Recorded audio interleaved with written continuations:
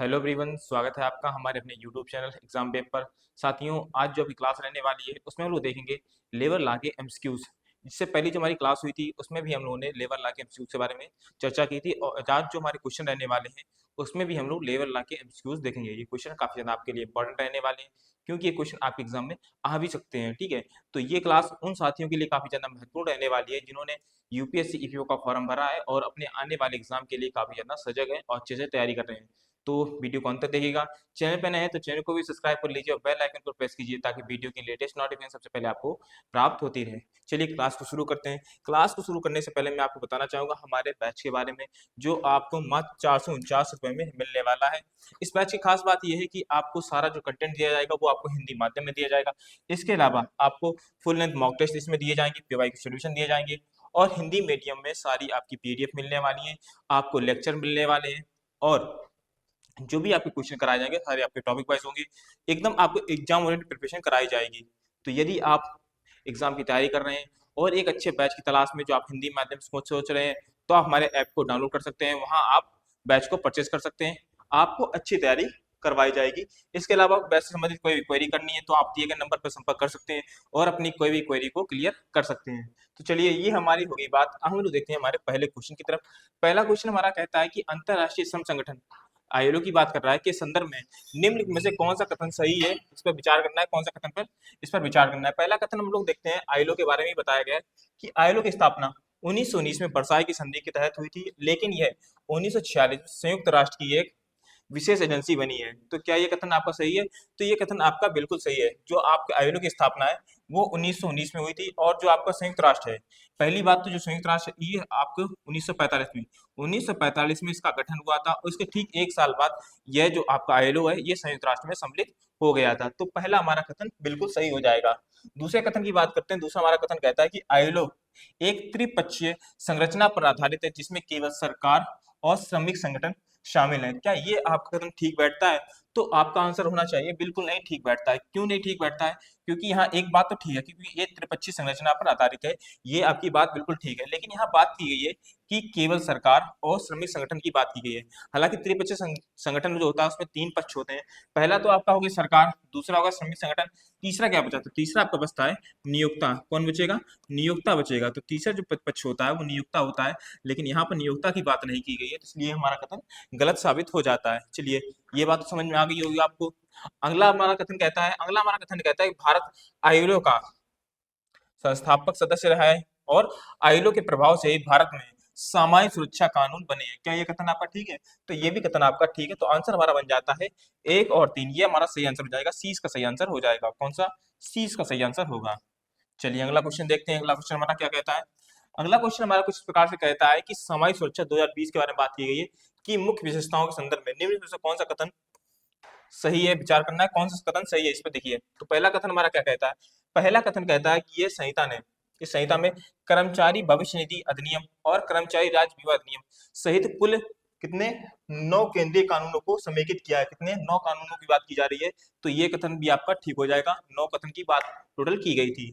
इसके अलावा देखिए, जो दूसरा कथन हमारा कहता है कि यह संहिता असंगठित क्षेत्र के श्रमिकों, गिग वर्कर्स और प्लेटफॉर्म वर्कर को सामाजिक सुरक्षा के दायरे में लाती है। क्या ये कथन आपका ठीक है? तो ये भी कथन हमारा ठीक है। और तीसरा कथन कहता है कि संहिता के तहत सभी पात्र श्रमिकों के लिए एक राष्ट्रीय सामाजिक सुरक्षा बोर्ड का गठन किया जाएगा। तो ये भी कथन हमारा ठीक बैठता है। तो तीनों ही कथन हमारे ठीक हैं। तो सही आंसर क्या होगा हमारा? डी इसका सही आंसर हो जाएगा। 1, 2, 3 तीनों ही कथन आपके ठीक होंगे। चलिए, अगला क्वेश्चन देखते हैं। अगला क्वेश्चन हमारा क्या कहता है? अगला क्वेश्चन कहता है कि उपदान समुदाय अधिनियम 1972 के प्रावधानों के संबंध में निम्न से कौन सा कथन सही है, ये आपको बताना है। कथन यहाँ पे सही पूछा गया है, नहीं आपके यहाँ पे 3 कथन जो है वो गलत है और एक कथन हमारा सही है। तो वही कैसे ही कथन का हमें चुनाव करना है, कौन सा कथन हमारा सही रहने वाला है। पहला क्वेश्चन हम लोग देखते हैं, पहला ऑप्शन देखते हैं क्या हमारा है। पहला ऑप्शन है कि ग्रेजुटी के लिए पात्र होने हेतु एक कर्मचारी को न्यूनतम 10 साल की निरंतर सेवा पूरी करनी होगी। तो या यदि जो ग्रेजुटी है, उपदान है, इसको यदि जो ये श्रमिक है या कोई कर्मचारी उसको यदि प्राप्त करना है, तो उसको जो कंपनी है उसको 10 साल तक निरंतर सेवा देनी होगी। क्या ये कथन सही है? तो ये कथन आपका गलत है। ठीक है, ये गलत है। तो यहाँ कितना होता है? 10 साल की जगह यहाँ होता है 5 साल। कितना होता है? 5 साल होता है। 5 साल तक यदि वह लगातार सेवा करता है तो वह ग्रेजुटी का पात्र हो जाएगा। अगला कहते हैं, अगला ऑप्शन ये कहता है कि मृत्यु या अपंगता की स्थिति में 5 साल की निरंतर सेवा की शर्त लागू नहीं होती है। तो ये कथन आपका बिल्कुल ठीक हो जाएगा। क्या होगा? कथन ठीक होगा। क्यों ठीक होगा? क्योंकि देखिए, हालांकि यहाँ बात की गई 5 साल की निरंतर सेवा की बात की गई, तो ये कथन आपका ठीक हो जाता है कि यहाँ पे 5 साल की बात की जाती है। यहाँ पे आपको 5 साल बताया गया है, लेकिन यहाँ पे शर्त ये दे दी है कि मृत्यु या अपंगता हो जाती है, जो श्रमिक है उसको उसकी मृत्यु हो जाती है काम करने के दौरान, या उसको स्थायी अपंगता हो जाती है, तो क्या वह इस 5 साल के दायरे में आता है कि यदि 5 साल उसने सर्विस नहीं की है तो क्या तब भी उसको ग्रेजुटी मिलेगी? तो बिल्कुल बात सही है, यदि उसने 5 साल वाला ये शर्त पूरी भी नहीं की है फिर भी उसको ये ग्रेजुटी मिल जाती है। तो ये आपका कथन सही होगा, 20 का सही आंसर होगा। लेकिन हम लोग सी और डी ऑप्शन को भी देख लेते हैं। सी और डी हमारा ऑप्शन क्या कहता है?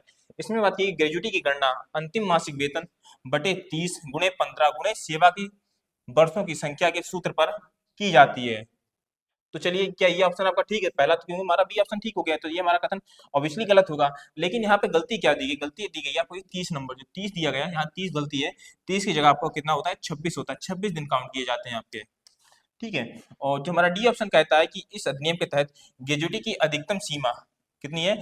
10 लाख निर्धारित की गई है। तो 10 लाख यहाँ पे नहीं होता है। 10 लाख नहीं होता तो कितना होता है? 20 लाख। कितना होगा? 20 लाख होगा यहाँ पे। तो ये कथन आपका यहाँ पे ठीक होगा इस प्रकार से कि यदि 20 लाख होता, तो इस प्रकार से आपका डी ऑप्शन भी गलत हो जाएगा। तो सही आंसर हमारा क्या बचता है? सही आंसर हमारा बचता है केवल कौन सा? तो ये बचेगा हमारा बी बचेगा। ठीक है, बी बनेगा आंसर हमारा। चलिए अगला क्वेश्चन देखते हैं। अगला क्वेश्चन हमारा क्या कहता है? अगला क्वेश्चन हमारा कहता है कि व्यवसाय सुरक्षा, स्वास्थ्य और कार्य स्थिति संहिता 2020 के संदर्भ में निम्न में से कौन सा कथन, कौन सा आप कहेंगे प्रावधान सही है? कौन सा प्रावधान आपका सही है, ये हमें बताना है। कौन से प्रावधान इसके सही थे? चलिए देखते हैं। यह संहिता महिला कर्मचारियों को उनकी सहमति से सभी प्रकार के प्रतिष्ठानों में रात्रि पाली में काम करने का अधिकार प्रदान करती है। तो ये कथन आपका बिल्कुल ठीक है। जो रात्रि पाली है या आप लोग कहेंगे नाइट शिफ्ट है, इसमें जहाँ बात की जाती है कि शाम के 7 बजे से लेकर सुबह 6 बजे तक जो आपका होता है, यह टाइम आपका नाइट शिफ्ट के अंदर काउंट होता है। तो पहले इसमें ये कहा गया है कि यदि जो कर्मचारी है, महिला कर्मचारी है, और जिस प्रतिष्ठान में काम कर रही है, जिस कंपनी में काम कर रही है, यदि उसके पास ऐसी सुविधा उपलब्ध है, उसकी सुरक्षा के लिए सुविधा उपलब्ध है, तो वह नाइट शिफ्ट कर सकती है, वह इसका अधिकार है। अगला ऑप्शन कहता है कि यह अंतरराज्यीय प्रवासी श्रमिकों को उनके अधिकारों को परिभाषित करने और उन्हें यात्रा भत्ता प्रदान करने का प्रावधान करती है। ठीक है, जब हमने पिछला क्वेश्चन किया था, पिछली क्लास की थी, उसमें मैंने आपको अंतरराज्यीय जो श्रमिक है उसके बारे में बताया था, तो वही यह बात करता है। तो ये भी आपका कथन ठीक होगा। ठीक है, यहाँ पर जो है, जो अंतरराज्यीय प्रवासी श्रमिक हैं, जो प्रवासी श्रमिक हैं, उनके यात्रा भत्ता की बात बिल्कुल सही है। यात्रा भत्ता उनको दिया जाना चाहिए, ट्रेवलिंग अलाउंस दिया जाना चाहिए। इसके अलावा इसमें यह भी कहता है कि जो प्रवासी मजदूर हैं और जो आपके लोकल के मजदूर हैं, आपको दोनों में कोई भेदभाव नहीं करना है। जिस प्रकार से आप लोकल के मजदूर को पैसा देते हो, उसको सैलरी देते हो, उसी प्रकार से आपको जो प्रवासी मजदूर हैं उनको भी आपको सैलरी देनी पड़ेगी, समान वेतन देना पड़ेगा आपको। चलिए आगे बात करते हैं। अगला हमारा कहता है, तीसरा कथन ये है कि इस संहिता ने कारखाना अधिनियम और खान अधिनियम सहित कुल 13 पुराने कानूनों को समेकित किया था, यानी जोड़ा था। एक साथ आए थे, 13 कानून आए थे। तो क्या ये कथन सही है? तो ये भी कथन आपका ठीक है। तो तीसरा भी कथन आपका ठीक हो जाएगा। तो 1 2 3 तीनों ही कथन आपके ठीक होते हैं। डी इसका सही आंसर होगा। अच्छा क्वेश्चन है, याद रखिएगा।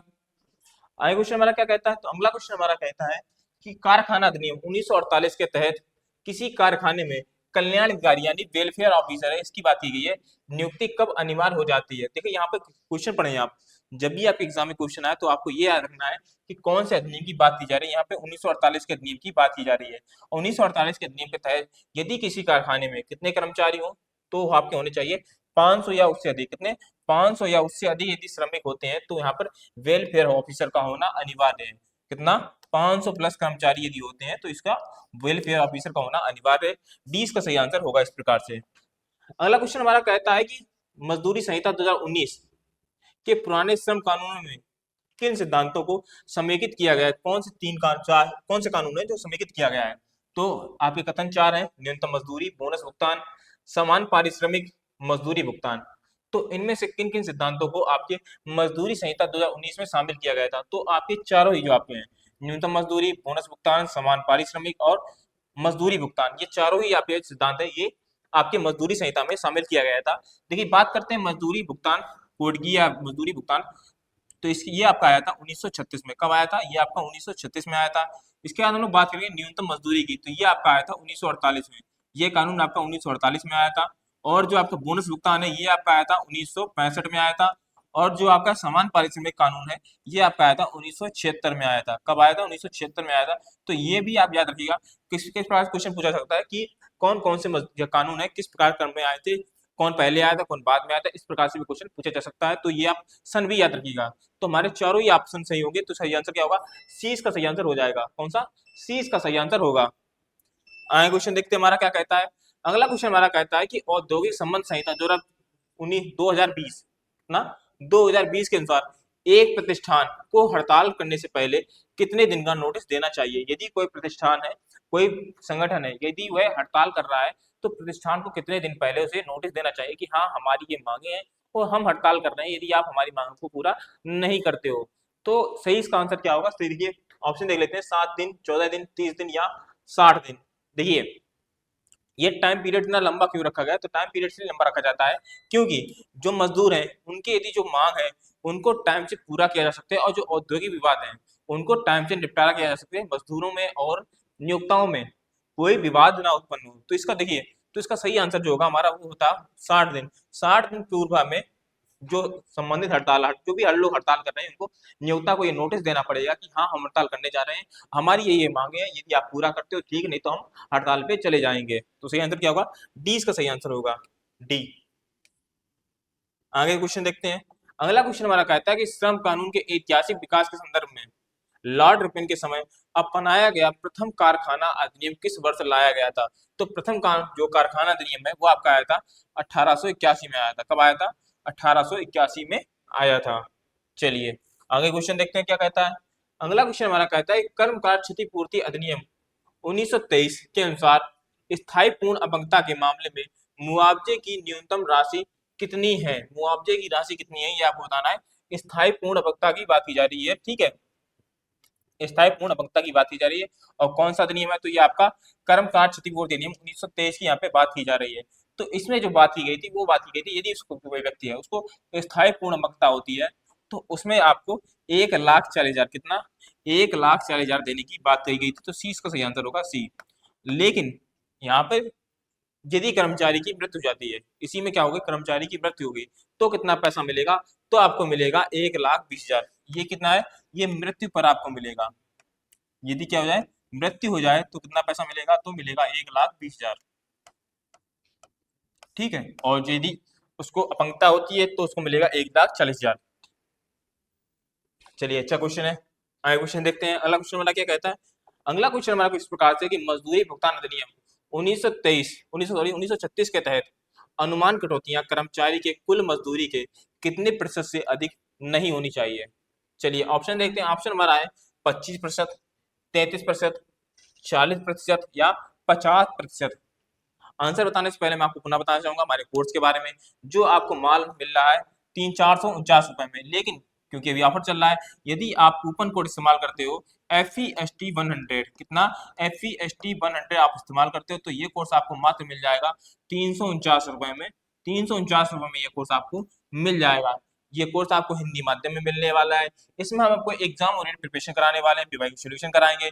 इसके अलावा हैंड रिटन नोट्स आपको दिए जाएंगे और सारे नोट्स होंगे आपके एग्जाम में काफी ज्यादा महत्वपूर्ण रहने वाले हैं। तो यदि आपने कोई बैच परचेस नहीं किया है और यदि बैच परचेस कर लिया है फिर भी यदि आप शॉर्ट नोट्स को देख रहे हो जो आपके एग्जाम में काफी ज्यादा हेल्पफुल साबित हो तो आप हमारे बैच को परचेस कर सकते हो और अपनी तैयारी को और अच्छा कर सकते हो।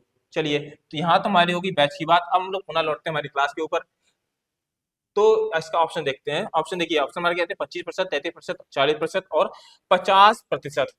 तो यहाँ पे बात की गई है जो अनुमत कटौतियों की, किसकी? अनुमत कटौतियों की बात की गई है। अनुमत कटौतियां क्या होती है? तो अनुमत कटौतियां वो होती हैं जैसे मान लीजिए श्रमिक है, उसने क्या किया, छुट्टी मार दी, वो एक दिन नहीं गया तो क्या होगा? तो उसका वेतन तो काटा जाएगा, ठीक है। क्या हो गया? वेतन काटा जाएगा। तो ये हो गई अनुमत कटौतियां। इसके अलावा जो कर्मचारी है जिस कंपनी में काम कर रहा है वो वहां पे ऐसी गलती कर देता है जो कंपनी को नुकसान उसको उठाना पड़ता है तो वहां पर उसको जुर्माना लगाया जा सकता है। तो जुर्माने की भी राशि यहाँ पे काउंट होती है अनुमत राशियों में, ये अनुमत कटौतियों में काउंट होती है। तो सही इसका आंसर क्या होगा? तो सही इसका आंसर होगा 50%। जो 50% है इससे अधिक नहीं होनी चाहिए, ठीक है। चलिए आगे बात करते हैं। अगला क्वेश्चन हमारा कहता है कि निम्न में से कौन सा सिद्धांत R के दास द्वारा अपनी पुस्तक principle and problem of labour legislation, जो ये आपकी कब आई थी? तो 1937 में ये पुस्तक आई थी, में उल्लेखित चार आधारभूत सिद्धांतों में शामिल नहीं है। तो चार ऑप्शन आपको दे रखे हैं और इन चार में से कोई एक आधारभूत सिद्धांत है जो नहीं है, उसकी बात बताई गई है। ऑप्शन देखते हैं, सामाजिक न्याय, राष्ट्रीय अर्थव्यवस्था, अंतरराष्ट्रीय एकात्मकता और संरक्षण का सिद्धांत। इसमें से कौन सा सही आंसर होगा आपका? ठीक है, कौन सा होगा? देखिए, सामाजिक न्याय ये बिल्कुल आपका है, इसके अलावा राष्ट्रीय अर्थव्यवस्था ये भी आपका है, अंतरराष्ट्रीय एकात्मकता ये भी आपका है, लेकिन संरक्षण का सिद्धांत ये आपका नहीं है। तो कौन सा होता है आपका चौथा आधारभूत स्तंभ? वो होता है आपका समाज कल्याण। क्या आपका है? समाज कल्याण।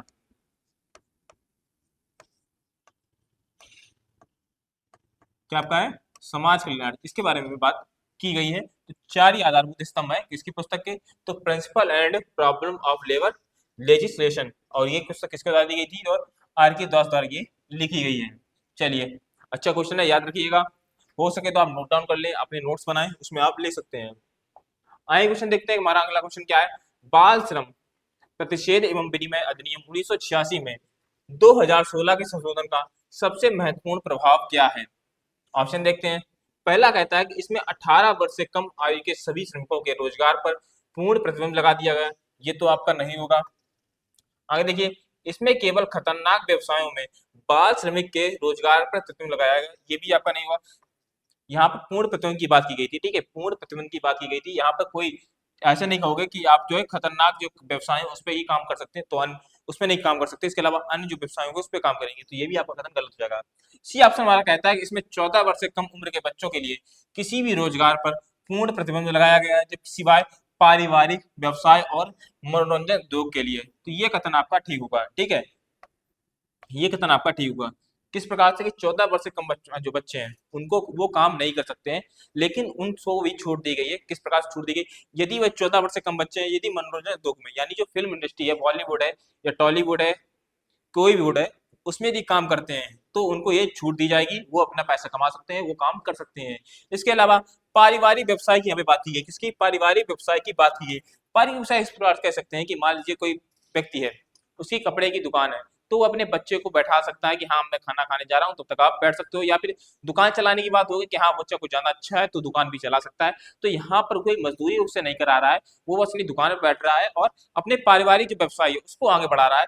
तो यहाँ पर कोई, आप कह सकते हो यहाँ पर कोई उससे काम नहीं कराया जा रहा है, ठीक है। चलिए, तो ये हमारा कौन सा सही आंसर होगा? तो सी इसका सही आंसर यहाँ पे हो जाएगा। आगे क्वेश्चन देखते हैं, किस प्रकार से हमारा कहता है कि कारखाना अधिनियम 1948 के तहत प्राथमिक उपचार बॉक्स, जो आपका फर्स्ट एड बॉक्स है, और कैंटीन अनिवार्यता क्रमशः कितने कर्मचारियों के लिए लागू होती है? कितने कर्मचारियों के लिए लागू होती है? तो यहाँ पे जब सबसे पहले हम लोग बात करेंगे, जो आपका प्राथमिक उपचार बॉक्स है, यहाँ पर कोई भी ऐसी कर्मचारी कंपनी है जहां पर कोई भी ऐसा नहीं है कि कितने भी कर्मचारी, 50 प्लस कर्मचारी हो, 250 प्लस कर्मचारी हो या 100 प्लस कर्मचारी हो, ऐसा नहीं होता है। वहां पर एक भी कर्मचारी हो, यहाँ पे वहां पे 5000 कर्मचारी हो, वहां पर फर्स्ट एड बॉक्स होना अनिवार्य है। जो आपका प्राथमिक उपचार बॉक्स है इसका आने अनिवार्य है, चाहे उसमें कितने ही कर्मचारी कार्य करते हो। और कैंटीन की बात की, तो कैंटीन में यदि 250 प्लस श्रमिक वहां पर काम करते हैं, जो भी कंपनी है, जो भी कारखाना, उसमें 250 प्लस कर्मचारी यदि काम करते हैं, तो क्या होगा? तो उसको कैंटीन की सुविधा देनी चाहिए, और इससे क्या होगा? जो श्रमिक हैं उनको सस्ता और अच्छा खाना मिल सके, ये इसका उद्देश्य होता है। इसके अलावा यहीं पर बात करेंगे जो कारखाना अधिनियम है, यदि हम लोग बात करेंगे महिलाओं के बारे में, महिलाओं के बारे में, तो महिला क्या, इनके लिए शिशु घर की बात की गई थी इसी में, शिशु घर की, शिशु गृह, ठीक है, शिशु गृह की बात की गई। तो यहाँ पर बात की गई थी, यहाँ पर कितनी, यदि 30 प्लस, कितनी, 30 प्लस महिला कर्मचारी यदि होती है, तो वहां पर शिशु गृह भी होना अनिवार्य है, ठीक है। तो ये बात की गई थी, सही आंसर क्या होगा? सी इसका सही आंसर हो जाएगा। कितना? सी इसका सही आंसर होगा। चलिए, आगे क्वेश्चन देखते हैं। अगला क्वेश्चन हमारा कुछ इस प्रकार से कि श्रम संघ अधिनियम 1926 के तहत एक श्रमिक संघ, यानी जो ट्रेड यूनियन है, के पंजीकरण के लिए कम से कम कितने सदस्य होने चाहिए? यदि आप ट्रेड यूनियन बनाने जा रहे हो, एक श्रमिक संघ बनाने जा रहे हो, तो आपके पास कितने सदस्य होने चाहिए जिससे आप क्या हो, एक ट्रेड यूनियन बना सको, एक श्रमिक संघ बना सको? तो आपके पास कम से कम 7 सदस्य होने चाहिए। कितने? 7 सदस्यों की आपके साइन होने चाहिए। 20 का सही आंसर होगा 7 सदस्य। चलिए, आगे बात करते हैं। अगला क्वेश्चन हमारा कुछ प्रकार से कहता है कि कर्मचारी राज्य बीमा अधिनियम 1948 के तहत अंशदान की बात की गई है। कि पुरानी दरें, यहाँ पे पुरानी दर की दरें की बात की गई है, जो आपके पुराने नियमों के तहत क्या थी। यहाँ पे पुराने नियम पूछे गए हैं 1948 वाले, ठीक है। तो यहाँ देखिए जो आपके पुराने नियम थे वहां पर टोटल बात कीजिए, जो अंशदान है आपका कितना होना चाहिए, अंशदान आपका होना चाहिए 6.5%। कितना, 6.5% आपका टोटल होना चाहिए पुराने नियम के तहत। तो यहाँ देखिए आपका नियोक्ता कितना, देखिए यहाँ पे कितने बात की गई है। तो यहाँ पर जो बात की गई है, जो आपका नियोक्ता कितना हो, नियोक्ता के पास 4.75 और कर्मचारी का 1.75% की बात की गई है। यही आपका सही आंसर होगा। कितना, ये आपका सही आंसर होगा बी, 20 का सही आंसर होगा। लेकिन लेकिन लेकिन यहाँ पे बात की गई थी, हमने बताया था ये पुराने नियम है। लेकिन यदि हम लोग बात करेंगे कि जो आपका नया नियम है, कौन सा नया नियम, नया नियम आपका क्या कहता है, जो आपका 2019 में आया था। कब, 2019 में आया था। 2019 में संशोधन होता है, और संशोधन में क्या बात की गई थी, जो आपका अंशदान है, जो आपका अंशदान है वो कितना होना चाहिए। तो यहाँ पर बात कर दी गई 6.5% घटाकर कितना किया, तो 6 कितना, सॉरी 4%, कितना 4% कर दिया गया, जिसमें से जो आपका नियोक्ता होगा वो कितना वहन करेगा, तो नियोक्ता वहन करेगा 3.25%। और जो कर्मचारी होगा, जो आपका कर्मचारी है वो कितना वहन करेगा, तो वो वहन करेगा आपका 0.75% वहन करेगा। तो यहाँ पे 4% की बात की जा रही थी। तो यहाँ पे जो आपका सी वाला है, जो आपका सी वाला है, ये आपके नए नियम को दर्शाता है, जो बी है आपके पुराने नियम को दर्शाता है। तो हमें पुराने नियम की बात की गई थी, पुराने नियम के तहत हमारा ऑप्शन कौन सा सही होगा, तो 20 का सही आंसर हो जाएगा। आगे क्वेश्चन देखते हैं। अगला क्वेश्चन हमारा कहता है कर्मचारी, सॉरी, मजदूर संहिता 2019 के संदर्भ में फ्लोर वेज को लागू करने का परिणाम क्या होगा। चलिए, आंसर बताने से पहले बताना चाहूंगा आपको, वीडियो पसंद आ रही तो वीडियो को लाइक कर दीजिए, चैनल पे नए हैं तो चैनल को भी सब्सक्राइब कर लीजिए, और बेल आइकन को प्रेस कीजिए ताकि वीडियो की लेटेस्ट नोटिफिकेशन सबसे पहले आपको प्राप्त हो। चलिए ऑप्शन देखते हैं। पहला ऑप्शन हमारा कहता है कि यह केवल संगठित क्षेत्र के श्रमिकों को न्यूनतम मजदूरी की गारंटी देगा। यह पूरे देश के लिए एक समान न्यूनतम मजदूरी पर निर्धारित करेगा। यह सभी संगठित और असंगठित क्षेत्र के श्रमिकों को न्यूनतम मजदूरी का सार्वभौमिकरण सुनिश्चित करेगा। और अगला कहता है यह राज्य सरकार द्वारा न्यूनतम मजदूरी निर्धारित करने के अधिकारों को समाप्त करेगा। तो इसमें से कौन सा हमारा सही आंसर होगा, तो सही आंसर हमारा कौन सा रहने वाला है, तो ये कहता है कि ये सभी संगठित और असंगठित क्षेत्र के श्रमिकों को न्यूनतम मजदूरी का सार्वभौमिकरण सुनिश्चित करेगा। सी इसका सही आंसर हो जाएगा, ये इसका सही आंसर होगा। आगे बात करते हैं। अगला क्वेश्चन हमारा कहता है कि मातृत्व हित लाभ अधिनियम 1961 और समान पारिश्रमिक अधिनियम 1976 के दो नियम की बात की गई है, श्रम कानूनों में से किस वर्गीकरण से संबंधित है, किस वर्गीकरण से आपको संबंधित है ये आपको बताना है। चलिए देखते हैं। तो पहला ऑप्शन हमारा क्या कहता है, समाज सुरक्षा संबंधित है, औद्योगिक संबंध संबंधित है, महिला की समानता और सशक्तिकरण। क्योंकि यहाँ पे मातृत्व हित लाभ की बात की जा रही है, इसलिए आप कह सकते हो कि महिला की कितना, महिलाओं की समानता और सशक्तिकरण की बात की जा रही है। इसके अलावा महिलाओं को और पुरुषों को क्या है, समान वेतन दिया जाए, समान पारिश्रमिक दिया जाए, वहां पर इसकी बात हो रही है। तो सही आंसर क्या होगा, सी इसका सही आंसर हो जाएगा। आगे क्वेश्चन देखते हैं क्या कहता है। अगला क्वेश्चन हमारा कहता है कारखाना अधिनियम 1948 के अनुसार सामान्य कार्य अवधि क्या है, सामान्य कार्य अवधि से अधिक काम करने पर श्रमिकों को किस दर पर भुगतान किया जाना चाहिए, किस दर पर भुगतान किया जाना चाहिए। ऑप्शन आपके हैं, सामान्य दर पर भुगतान किया जाना चाहिए, या 1.5 गुने, या जो 2 गुने, या 2.5 गुने दर पर भुगतान किया जाना चाहिए यदि व्यक्ति क्या करता है, सामान्य कार्य अवधि से ज्यादा वर्क करता है, यानी ओवर टाइम करता है।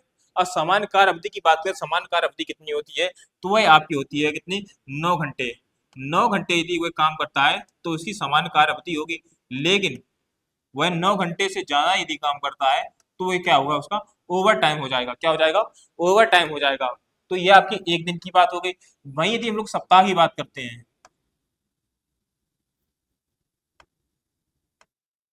इसकी सप्ताह की बात करते हैं, तो सप्ताह में कितना है, तो आपका 48, कितना 48 घंटे प्लस यदि वह काम करता है तो वह ओवर टाइम के अंदर काउंट होता है। तो यहाँ पर बात की जो भी इस व्यक्ति को मजदूरी मिलती है उससे कितने गुना मिलनी चाहिए यदि वह ओवर टाइम करता है, तो सही आंसर आपका होगा 2 गुनी। कितना, 2 गुनी इसको मजदूरी मिलनी चाहिए। सही आंसर क्या होगा, सी इसका सही आंसर हो जाएगा। अच्छा क्वेश्चन है, याद रखिएगा। अगला क्वेश्चन हमारा क्या कहता है, अगला क्वेश्चन हमारा कहता है कि महिलाओं के कार्यस्थल पर यौन उत्पीड़न अधिनियम 2013 के तहत एक आंतरिक शिकायत समिति का गठन किस प्रतिष्ठान में अनिवार्य है। ऑप्शन आपके कहते हैं कि जहाँ 5 या उससे अधिक महिला कर्मचारी काम करते हो, जहाँ 10 या उससे अधिक महिला कर्मचारी काम करते हो, और अगला कहता है कि जहाँ 50 या उससे अधिक, और चौथा कहता है 100 या उससे अधिक महिला कर्मचारी काम करते हो। तो सही इसका आंसर क्या होगा? सही आंसर ये होगा कि जहाँ पर 10 महिला कर्मचारी, कितना, 10 महिला कर्मचारी या उससे अधिक महिला कर्मचारी काम करते हैं, वहां पर यदि कोई बात होती है तो उसको आंतरिक शिकायत समिति का गठन करना अनिवार्य होगा। अगला क्वेश्चन देखते हैं। अगला क्वेश्चन हमारा कहता है कि सामाजिक सुरक्षा का सिद्धांत, इसकी बात की गई कि आधुनिक श्रम विधान के किस पहलू पर ध्यान केंद्रित करता है, किस पहलू पर ध्यान केंद्रित करता है। पहलू देखिए क्या आपके हैं। पहला ऑप्शन हमारा कहता है कि श्रमिक के शोषण को रोकना और काम घंटे तय करना। दूसरा कहता है समान काम के लिए समान वेतन सुनिश्चित करना। अगला कहता है उत्पादकता बढ़ाकर उद्योग और देश की अर्थव्यवस्था को मजबूत करना। और चौथा हमारा ऑप्शन कहता है मुसीबत के समय बीमारी, दुर्घटना, बुढ़ापा और मजदूर को, ठीक है, ये तो मजदूर की बात हो गई, इसके अलावा परिवार को आर्थिक सुरक्षा प्रदान करना। तो इनमें से कौन सा ऑप्शन आपका ठीक रहने वाला है? तो सही आंसर हमारा होगा, सही आंसर हमारा होगा वो है डी। यदि मजदूर को बीमार होती है, वो दुर्घटना का शिकार होता है, वह बुढ़ापा आता है तो उसकी पेंशन तय की जाएगी, बीमारी होती है तो उसको आर्थिक सहायता दी जाएगी, या फिर उसके परिवार में किसी को दिक्कत आती है तो उसको आर्थिक सुरक्षा दी जाएगी। तो यहाँ पर सामाजिक सुरक्षा का ये सिद्धांत यही कहता है, यही इसी पे लागू होता है। तो यहाँ पर सही आंसर क्या होगा हमारा? डी का सही आंसर होगा। कौन सा? डी का सही आंसर होगा। तो यहाँ पर हमने अपने 20 एमसीक्यू डिस्कस कर लिया जो आपके एग्जाम में होने वाले एग्जाम में काफी ज्यादा महत्वपूर्ण रहने वाले हैं। यदि आपने कोई नोट्स नहीं बनाया तो आप दोबारा वीडियो देख सकते हो और अपने नोट्स बना सकते हो। इसके अलावा इसकी पीडीएफ प्राप्त करनी है तो आपने कमेंट कर सकते हो, हम आपको पीडीएफ प्रोवाइड करा देंगे। इसके अलावा बैच को पुनः बताना चाहूंगा, जैसे कि आपको पता है कि ये 15 अगस्त से आपका बैच शुरू हो चुका है। यदि आप कूपन कोड इस्तेमाल करते हो FEST100, कौन सा? FEST100 इस्तेमाल करते हो तो आपको 100 रुपीज का डिस्काउंट मिल जाएगा। क्योंकि और कितना मिलेगा? तब आपको ये 349 रुपए में ये बैच आपको मिल जाएगा। कितना? 349 रुपए में आपको ये बैच मिल जाएगा। पुनः बताऊंगा आपको कि जो हमारा बैच है वो आपको, इसमें आपको पीवाई के सोल्यूशन दिए जाएंगे, इसके अलावा मॉक टेस्ट दिए जाएंगे, हैंड इन नोट्स दिए जाएंगे, शॉर्ट नोट्स होंगे जो आपके होने वाले एग्जाम में काफी ज्यादा महत्वपूर्ण साबित होंगे। तो यदि अपने प्रिपरेशन को और बेहतरीन करना चाहते हो तो हमारे बैच को परचेस कर सकते हो। इसके अलावा बैच से संबंधित कोई भी क्वेरी करनी हो तो दिए गए नंबर पर आप संपर्क कर सकते हो, आपकी सारी क्वेरी को क्लियर किया जाएगा। चलिए मिलते हैं क्लास में, ये क्लास को यहीं पेंड करेंगे। Thank you. जय हिंद, जय भारत, स्वस्थ रहें, मस्त रहें।